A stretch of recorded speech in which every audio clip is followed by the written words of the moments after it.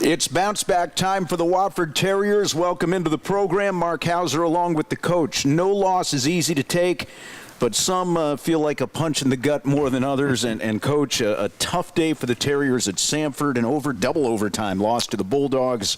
And now, I guess, I would think after a game like that, your number one job is to try and get the kids not remotivated, but maybe focused or get their mind off the disappointment. Well, that's the biggest thing. Yeah, if they're thinking about last week's loss, then we're in trouble. We have a very difficult team ahead. Chattanooga's playing extremely well. Excellent football team. Our game last week just wasn't our day. We had an opportunity at the end to win it and just didn't get it done. Both teams played hard. Both teams did some real good things. And Samford is a very physical football team, very well coached. Their transfer quarterback did some good things there at the end. We left them with a minute and I think 53 seconds on the clock. We had gone ahead with an 8-point lead, and we felt that that the way that our defense had played all day, that it would be a matter of them having 4 times with the football and then us going out and taking a knee, but it didn't work that way. Didn't tackle as well as we needed to at some critical times, and we blew a coverage at a critical time. But I can't fault our kids for the way that they played as far as their effort, a little bit better execution on their part and a little bit better play calling on our part. You know, you look at the ball game, and here you are playing for a championship this year, and you've got your third-string quarterback out there. Right. And really, he's working without a net because Brian Cass was sidelined with a hip pointer. Right. Michael Weimer didn't even make the trip with a knee injury. James Lawson entered that ball game. Most players don't see their first true action in a game that heated, and he hung in there. Did a great job. Played the majority of the game. Came in. I was very pleased with his poise, and I was very pleased with the way that he executed. Threw the ball well, and ran the ball club well. And we were able to, again, almost close it out with that 8-point lead. We had a great drive. Eric Breitenstein was vintage.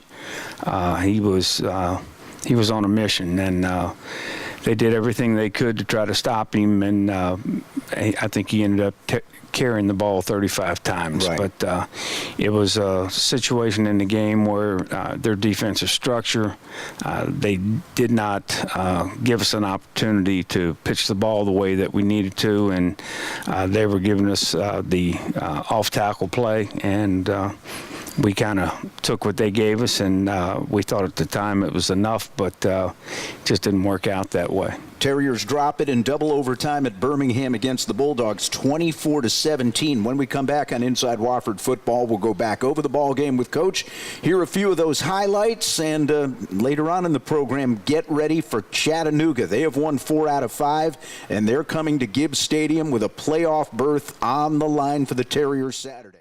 8 from the 33, Lawson from the gun. Breitenstein flanked behind him slightly to his left. 2 receivers come to the left, 1 man to the right. Man in motion to the near side, handoff. Breitenstein makes the 30, backs his way ahead to the 25, and he pops forward very close to a first down. What a run by Breitenstein. I thought he was dead to rights at the 30-yard line, but he literally drove backwards on his heels, got a little lift into the air, and he dives for the first down to the Bulldog 25, and radio does not do that run justice. He flustered me. I mean, he looked like you fish. He looked like a fish jumping out of the water. Yeah, the way he was arched. He was going backwards. His back was arched, and somehow, some way, he was almost planed completely out, and he still digging his feet, and he got the big first down right there. And so it was a great run. And I know they're saying you can't coach that. No.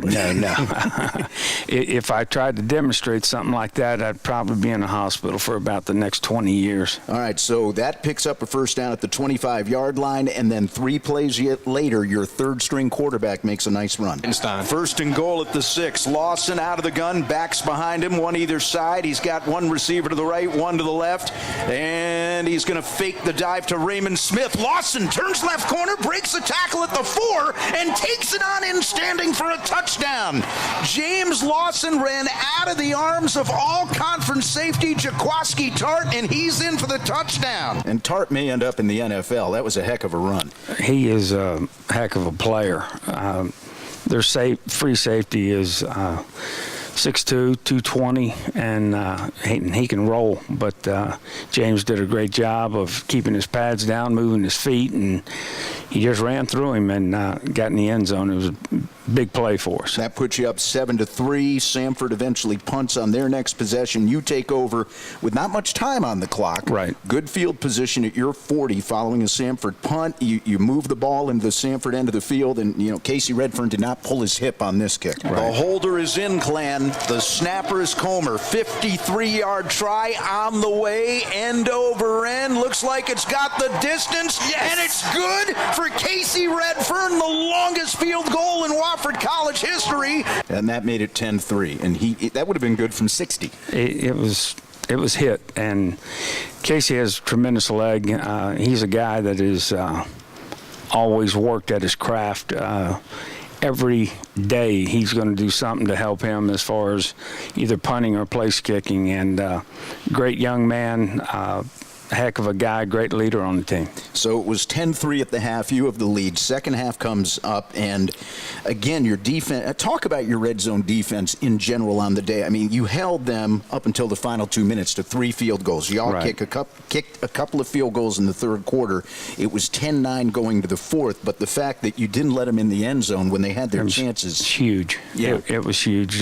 Difference maker. What makes a good red zone defense? Well, I think the big thing is everybody doing their job and then playing with a great deal of intensity and a great deal of pride. And Coach Woody does a great job with our guys.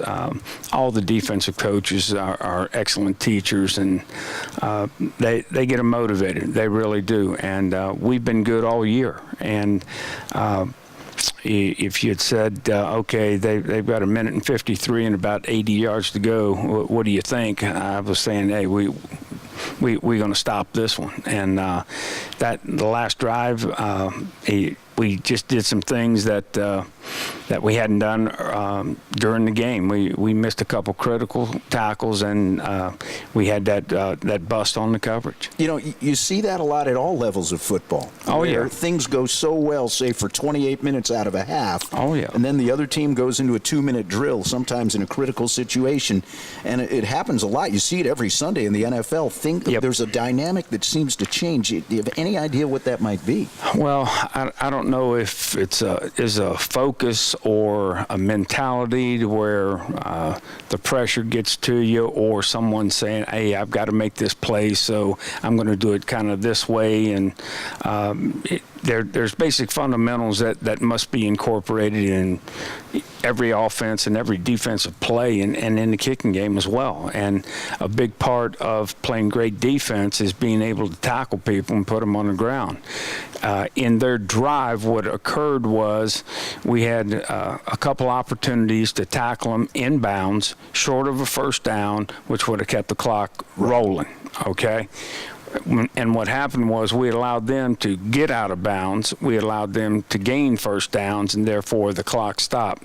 When they scored the touchdown, there was 4 seconds left on the clock. And so if we make one tackle within bounds short of the first down, there's not enough time. We win the game. Right, and it's just that precise. Yep, it is. They do score with, as you said, on the final play of regulation. Right. They score on a 1-yard touchdown pass from Summerlin to their tight end, Hardman, who hadn't caught a pass all day. Right. Just one of those deals like he got loose in the back of the end zone. Yep. And Summerlin put nice touch on the football. He did. He's a pretty good quarterback.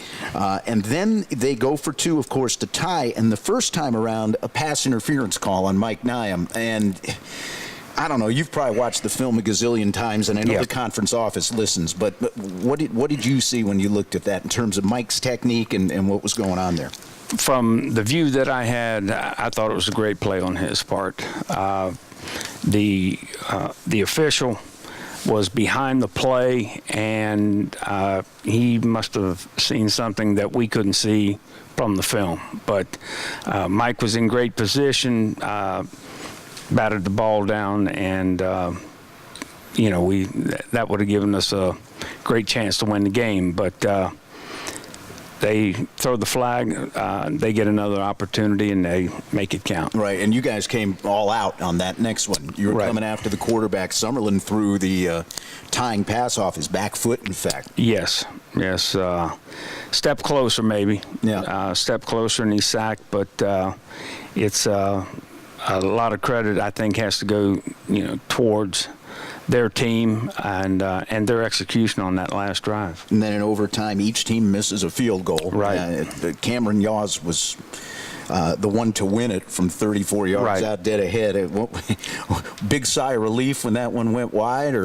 Well, we knew that if you made it, the game was over. Right. What we tried to do, we had one timeout in overtime left, so we let him get set up, and then just before they snapped the ball, we called timeout.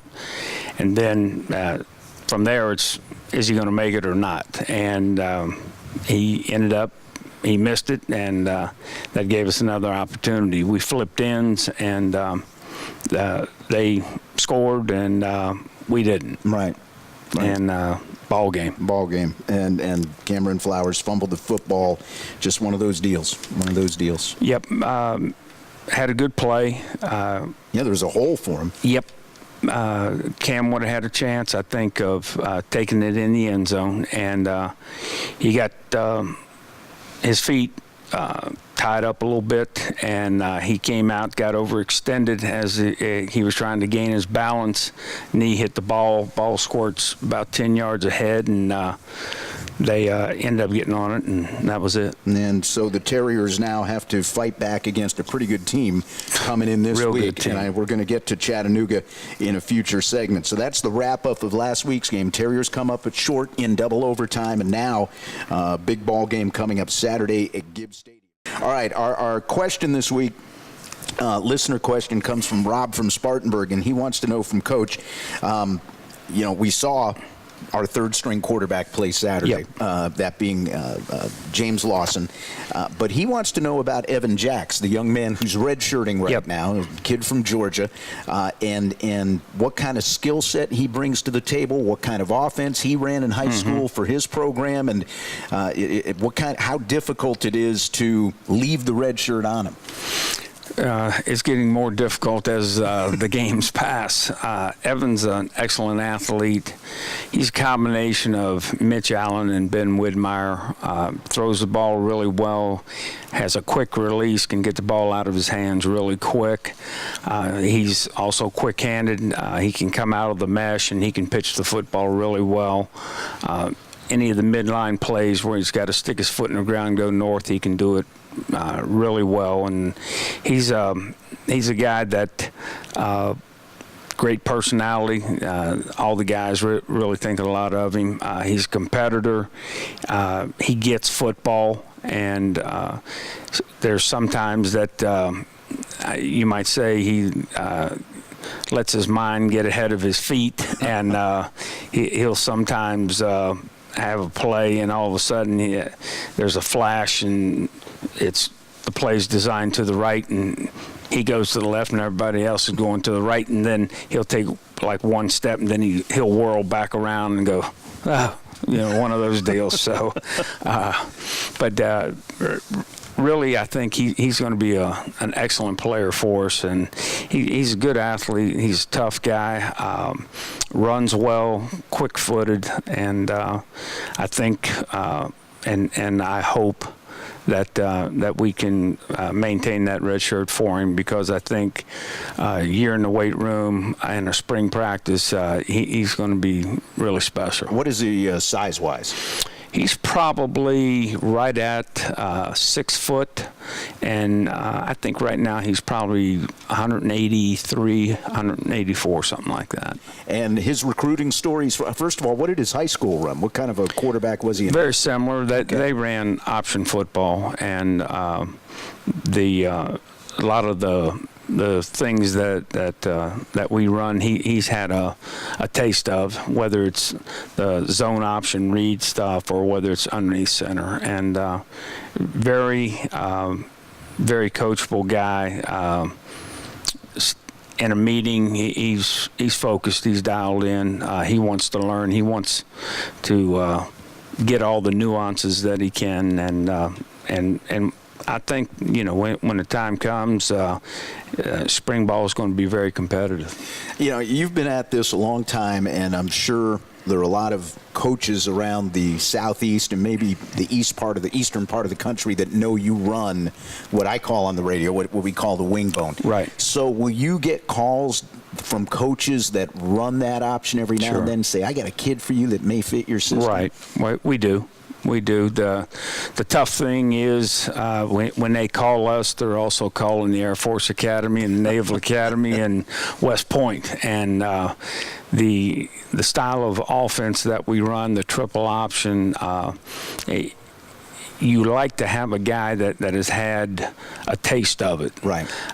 If you have a guy and he's a great athlete and he's not had an opportunity to sit up under center and ride that fullback and read it. Sometimes some of those guys that they just don't get it. They don't want to get it because it's real close and real fast in there. But we've been fortunate, I think, over the years to be able to come up with some good ones, and I think that hopefully.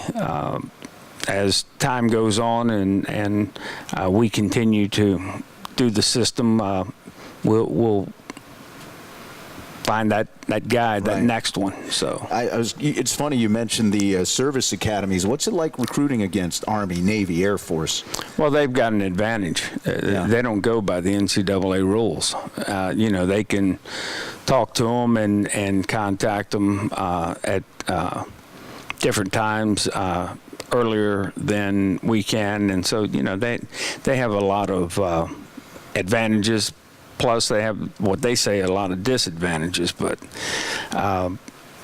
we've gone head to head with them many years, and the tough thing is a lot of those guys have opted to go to the academies because of different level. Right. The exposure, and some of them, I guess they believe what those guys tell them. Do you know that? I mean, I know you knew Fisher DeBerry for years at Air Force. Do you know the head coaches at Army, Navy, Air Force? Have you run into those guys over the years? Oh yeah, sure. Yeah, and just like last year, the starting quarterback for Navy is a guy that we recruited, and we were at his school visiting, and as I left the room, the Air Force staff was coming in. So I know those guys. They're all great guys. And recruiting, it's a tough deal. Sure. It really is. And what we've always tried to do is sell what we've got. Mm-hmm. We don't. A lot of guys are into that negative recruiting stuff, and we just tell them, hey, this is Wofford. This is what we're all about. If this is not what you want, God bless you. But if we ever play against you, we're going to try to beat you. So that's the way that we've approached it, and we've been fortunate to have some really good quarterbacks here at Wofford, and I don't see it changing. Real quick, last question. Now that the Citadel has gone to the Triple, Right. and they recruit in-state, you recruit in-state, Right. do you find you're running into Kevin Higgins' staff more and more? Yeah, we've been running into those guys forever, whether it be at the quarterback position or offensive lineman or whatever But position. now you're looking for a similar type kid. Right. Yeah, and Kevin and him, I mean, they've done a nice job of. They've got a couple guys down there that are really good guys, and you go and again, you got to find guys that fit your system, that fit your college, and that want it. Because the game is too hard. Yeah. The job here at Wofford is too difficult if you really don't want to be here, because you have the rigors of the athletic part, you have the rigors of the academic part, you have breakfast check, and you have What time's breakfast check? about 7:45. Nice. And so you've got to do a lot of things, and it can be tough. It can be tough. And I tell the recruits, hey, football and getting an education here, it's only one thing. It's called work. And you got to be willing to work. And if you're not, then don't come here. And that is our GSP International Question of the Week for the coach. Now, there's some similarities between this year's Wofford-Chattanooga game and last year's game at Finley Stadium in Chattanooga. The Terriers went into last year's game knowing that you don't win, odds are you don't make the playoffs. Right. And the scenario is very similar this year. Right. Chattanooga, meanwhile, they're 4-2 in the conference, and they're still nursing hopes of an outside chance at a playoff bid. So they come into this one with plenty of motivation. And last year, Coach, the one memory I have from last year's game, you're down 27-14. Right. Somewhere in the second half, maybe third quarter late, and all of us in the radio booth look down, and here's the team all standing here, and there you are about 20 yards away from everybody, just kind of off on your own, and you guys ended up winning that game. But everybody wanted to know, now, what was Coach doing kind of out and about away from the guys at that moment? Well, we do have headsets. Yeah, I know that. And so it's really that there's a lot of things that go on in the huddle. Right. Okay. And instead of me getting there and trying to talk over someone, and the kids hear just a little bit of something, and I want to make sure that they're hearing Coach K formation, the play. I'm kind of back, and I want to be able to talk with Coach Lang and know the play. I may have a suggestion. He never listens, but no, we have a great staff up there. Him, Coach Nash, Coach Brown, they do a great job of getting the plays in and getting the plays called, and it's not as easy as people think. Oh, no. Believe me. Well, why don't you just throw a pass? Okay, which one? How do you want to protect it? Well, why don't you just run this play? And my wife, Jules, she's here, and a big question that they have in the stands is, why are they always running the fullback up the middle? Well, that's where the triple starts. Yeah. And a lot of people don't quite get it, but all that being said, in that Chattanooga game, 24-14, and again, it was a day that the defense saved us. Yeah. They kept them to some field goals, kept us in the game, and then all of a sudden we got rolling a little bit. Donovan broke one, took it to the house. I think it was about 65 yards. We come back. They've been dinking and dunking us all day, and Coach Woody makes a good call. Alvin Ciano drops up underneath a stop route and deflects it, catches it, and all of a sudden we've got a chance to win the game. And we kept running the option. We didn't throw it, and before the game was over, we won it, and that was a huge win for us. Gave us an opportunity to get back to the playoffs. There you are. And this year, Chattanooga comes in, and Yep. let's start with the offense, because you said Right. the defense saved you last year, and obviously you'd like to get a little more out of your offense. What do they do defensively, and how do you attack it? Well, defensively, we've seen two main fronts. We've seen 8-man front, and we've seen the traditional 4-3 defense that you see on Sundays. They are very, very technique-oriented, tremendous defensive speed. They have an All-American 5 technique who plays defensive end, and for people out there, that's the guy that shades our offensive tackle on the outside. They have 2 safeties that are excellent football players. One's a preseason All-American. They've got a corner that's a preseason guy. You look at their linebackers, and they're heady kids. They're kids with speed again. They do have a transfer. I think he's from Georgia. Yep. 6'4", 300 and some pounds, and he can take up a lot of space. He's a tough guy to move. He's a quick guy for as big as he is, and he's a guy that's going to create some problems for us. We're going to have to do a great job at the point of attack.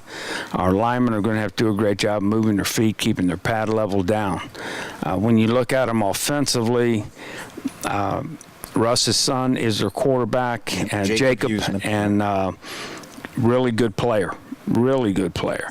They have another guy, and Terrell Robinson? Yeah, Terrell. And Terrell is kind of a Armani Edwards from Chattanooga. He can throw it just about the length of the field, has great speed and quickness. He's a guy that will scramble and make your life hard. They are doing a lot of things. When they first started out, I think they were just trying to find their niche, what they wanted to do from an offensive standpoint, and now I think they've got it. A lot of the zone read stuff, they're doing some things that are pretty neat. Pretty hard for a defense to stop, but Sure. When you look at them from an offensive standpoint, they do some good things. Offensive line-wise, big physical kids, athletic guys that can move their feet. It's going to be one of those days we've got to play well. It's a championship game. Sure.